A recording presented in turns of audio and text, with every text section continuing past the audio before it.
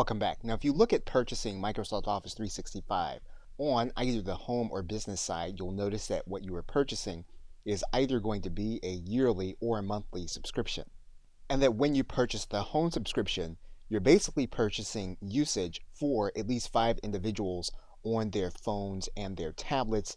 When you are purchasing the personal level, you're purchasing one usage of Microsoft Office 365. In fact, the home version even has a free trial for 1 month for $9.99 as of the recording of this video.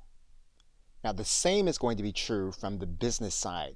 You can either purchase a monthly or annual subscription. And again, with the subscription, one license covers usage on 5 applications among 5 individuals.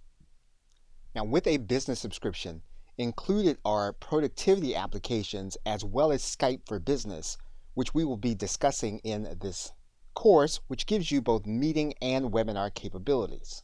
You can also create a team site with SharePoint for those with whom you are sharing information, but you don't want to share that information outside of the team.